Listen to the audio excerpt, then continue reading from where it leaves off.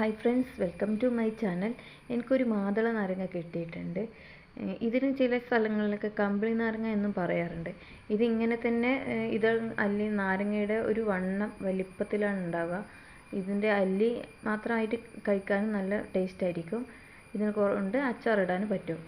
ഇതുപോലെ ചെറുതായി കഷ്ണങ്ങളാക്കി കട്ട് ചെയ്തെടുത്തിട്ട് പിന്നെ ഇഞ്ചി, വെളുത്തുള്ളി, പച്ചമുളക്, കറിവേപ്പില എന്നിവയൊക്കെ തയ്യാറാക്കി വെക്കാം. നല്ലെണ്ണയിലാണ് അച്ചാർ ഉണ്ടാക്കാൻ പോകുന്നത്.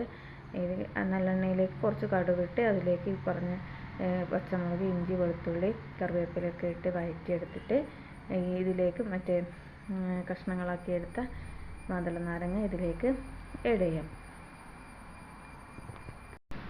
ഇത് അച്ചാറാക്കുകയാണെങ്കിൽ ഇതിൽ കുറച്ച് കയ്പ്പ് ഉണ്ടാവും. അതിന് വേണ്ടിയിട്ട് കുറച്ച് ശർക്കര ആഡ് ചെയ്താൽ മതി. അപ്പോൾ കയ്പ്പ് കുറച്ചൊക്കെ പോകും.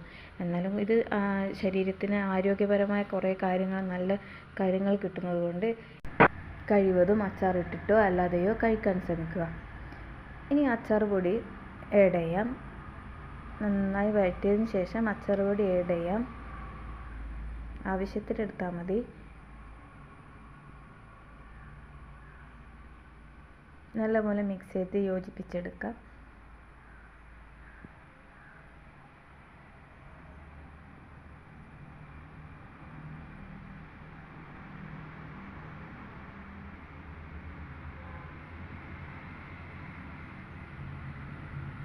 ഇനി ഇതിലേക്ക് ആവശ്യത്തിന് ഉപ്പ് ആഡ് ചെയ്യാം.